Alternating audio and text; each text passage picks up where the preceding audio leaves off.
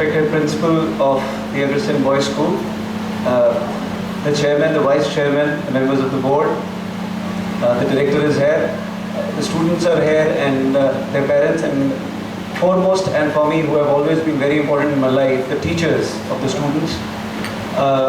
I extend my gratitude, my thanks to all of you for giving me this honor to be here with you on this occasion when the students will be passing out from an institution after a long journey of learning, and then give me time to come and share my thoughts with you. It's like reliving the moments which I have gone through in my life. We all come through the same stage of learning, through the same stage of college, schooling and college process, and then we stand in our professional lives.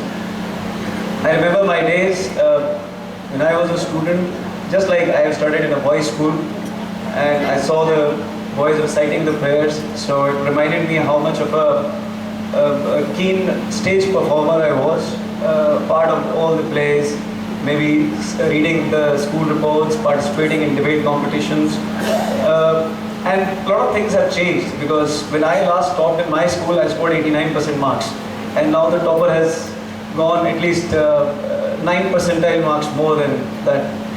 And of course, the curriculum, the opportunities, they have changed over a period of time. But one thing which hasn't changed is the meaning of the word learning. Ever wondered why where you're sitting right now it's called a place of education and not called a place of literacy? Because there is a basic difference between education and literacy that we have to understand. Normally our perception is study hard, read more, learn to write, and that's all in life. But that's not where the life ends. That's not where you are made as a human being. Education is a much wider word. You come to a school not to become just a literate. It's not like learning X, A, B, C, D, or maybe certain facts, mathematics, geometry and all that. You come to a school to become an educated person. And an educated person knows what you pledged and prayed for a little while ago. That is where, when you start believing in those values, you become an educated person. For example, you might become a doctor one day, or maybe an engineer one day, or maybe a double doctorate one day. But if one shock of life can pull you into drugs, and those drugs can drag you into ending your own life, then I would just apologetically say that sorry, you didn't educate yourself properly. Maybe you learned a lot, you've studied, you had degrees and a lot of things, but you were not an educated person. And similarly, maybe you will find a person on the road who has not even read 10 classes properly in his life, but he is discharging all his responsibilities as a citizen, as a family member, as a father, as an individual, as an employer, and he has done great for everybody towards the society. He is benevolent. He knows what is the meaning of not hating people is. He knows what is the meaning of patience and kindness is. Then he is more of an educated person than even somebody who has done the best of the degrees from the Ivy institutions in the world. So what I mean to say is that try to be an educated person. You're going to pass on from here. You'll be entering into a new phase of life. Life becomes very different when you move from your 10th class and gradually into plus 1, plus 2, and then through and through into your graduation. You will see with every day the discipline and strictness of the school will come down, and the more freedom, gradually you'll enjoy more freedom in life. With freedom and with independence comes a lot of responsibilities, and those responsibilities you have is towards yourself, towards your own family and towards your own society. And the first thing which I will start, because after being a student and being a son and a father, I'm a policeman foremost. So the first thing which I would like to educate the boys is the only pledge you have to take right now when you're moving ahead is to stay away from any kind of drugs, to stay away from any kind of allurement which will interfere in the normal discharge, in the normal physical and mental discharge of your life's responsibilities. You will come across moments when people will tell you, okay fine, just try once, try this much. No way. Don't let that thing enter into your life. I am telling you, there is no bigger hell than that if you get addicted to any kind of drugs or alcoholism or anything like that. And this will finish your life. No matter how much you excel in your studies, no matter how much you do good in your business, no matter whatever you do. But once if this devil enters the space of your life, you will be left for nothing. So my request to all the young boys is, please keep yourself away from any kind of addiction, any kind of indulgence.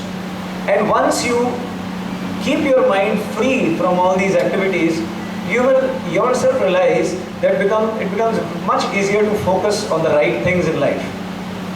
In right things in life, as in like, I will say, if you study, it's very good. If you play hard. It's not that you have to play because you were supposed to play in the playground of the school. Carry on your sports. Carry on your tennis, carry on your badminton, your swimming, whatever you do, and do it till the last minute till you die. Till the last day of the 80th year of your life, wherever you're supposed to die, carry it on. Because physical health is very, very important for your life. If you are not physically fit, if you are not physically strong, it becomes very, very difficult to persevere mentally, to overcome the challenges of life, to discharge your duties. In our job, one has to be very, very physically fit. Otherwise, it becomes very difficult to run around and discharge your functions. And that is what I suggest all the youngsters, that please never ever feel that just studying is the end of life. Sports is also important in life, because this nature, this evolution, if it has given us brains, if it has given us a state of mind, it has given us a beautiful body also, and it is our responsibility to take care of that. And for that, there are do's and don'ts. The don'ts part is, of course, I said, don't get dragged into any kind of indulgence, any kind of alcoholism, drugs and all that, smoking, cigarette, please stay away from all that. You are wasting your money, you are wasting your health, and in the end you are not getting anything. No matter how much anybody tells you that, it is a stress buster, it is fun, I am telling you, in the long run, it has only damaged people's lives, their families, the society, and everything, their money balances. So, don'ts part is that, do part is, try meditation, try yoga, try some good sports, and stay healthy as much as you can, eat healthy, and then comes the mind part. Can anybody tell me what is the weight of brain? What is the weight of brain? Okay, so I think if I take an average of somebody's weight in this room is, you must be what, 65, 70 kgs? Average weight? Can you imagine your brain's weight is not more than 1300 to 1500 grams? But this 1300 grams is deciding who you are. This 1300 grams is deciding what the other 65 to 70 kgs is doing. So keeping it healthy and keeping it always in the right direction, in the right perspective is again very, very important. Although it looks very small, but this is where the whole life is. This is where the whole evolution of humanity is. This is where we have stood after 70,000 years of our evolution from what we were as the primates to what we are now, the two-legged, very advanced modern creatures on this earth in the whole solar system, who are now designing new things which are beyond our own imagination and understanding. So, taking care of this brain is very important. With the billions of neurons in your mind, these things can do wonders. Any one of you could be the next best scientist in the world, the next best doctor in the world, the next best anybody in the world. And that is only possible if you keep your mind focused and trained and in the right direction all the time. Give up the distractions and focus on what you want in life. Focus on what you have to do in life. And when I'm saying focusing, your support system, your parents, I'll tell you, what I am right now is because of my teachers. Because of my teachers and my parents, that's it. I have no third person to give credit to. Had it not been for my teachers in life who have pulled me out of chaos at some times, had it not been for my teachers in life who had just encouraged me, I still remember I was going to write my plus 2 examination, board examinations, And I was a very, average student. I would say I did not excel at that until that time in my school, and I was going to write my first exam of economics. And so when I was going to enter into the examination hall, our economics teacher was standing. So in Punjab, there is a culture that we touch the feet of our elders. So for us, the teachers are God, they're God all the time. So Mrs. Khanna was my teacher and I touched her feet. And then she said, she just patted on my back and she said that, I want you to score 90% in this. I'm telling you something about this is sometime in 96 to 98. So in 98, 90% were marks. So she said, I want you to score 90% in this. I said, ma'am, me? She said, oh, don't get startled. These are not your marks. These are my marks. You just have to get them. I said, okay, interesting. So that first exam motivated me. I studied so hard that in the end I topped the school, and incidentally in economics I scored 92% marks. That was in the CBSE system. It's called 0.1 E grade of calculation, where you have 0.1% of the scorers in a particular subject in the whole country. So that is where the teachers come and motivate. If I was in class 9th and I remember I was just passing my time sitting on the bench after the school, and one of the teacher comes across this, what are you doing over here? I said, ma'am, van wala pata nahi kahan reh gaya, aaya nahi to hum bhi ghar mein ja paye. They said, oh really? I said, what are you doing? Why do you play some sports or something? I said, ma'am, what do I do? I'm just passing my time and all that. I said, why don't you try the student selections? I said, ma'am, seriously? Student selections? She said, yeah, you should try. I said, okay. The next day I gave my application to candidates. I'm sure you have a student union over here also, those school captains and all that, the president of the council. So next day I gave my application and I was startled. That was the first democratic election of the union in our school, because until then only the teachers used to nominate. And I was startled. I became the president of the school. That's where your teachers can just take you. They can discover you. Your parents can take you. They can just discover you. So that discovery, your guardians, your parents, your teachers, that makes a lot of difference in life.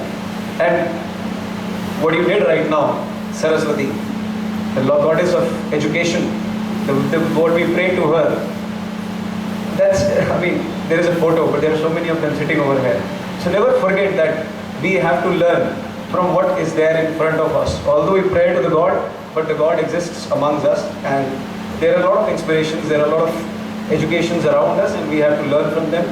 So I will not stretch up on whatever I'm saying. I think it's been a long program is here. I would like to congratulate all the students and my best wishes to all of you.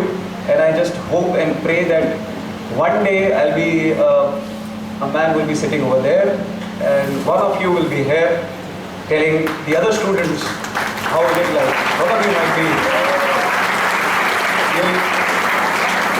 You'll come across as the leaders. It is important to be a leader. It takes a lot to be a leader. It takes a lot to be a leader. It tests your character. It was just written into the sports that it is more important to learn how to lose than to win. Yes, it is right. A leader needs to know how to lose than to win, and he has to carry his team forward. He needs a lot of patience, a lot of determination, a lot of motivating power. So I wish that a lot of you will become good leaders, and one day, by any chance and dint of luck, I'll be sitting over there, one of you will be leading the light from the stage, and just come and tell me at that time, sir, I remember what you said over here, and that will make my life more successful.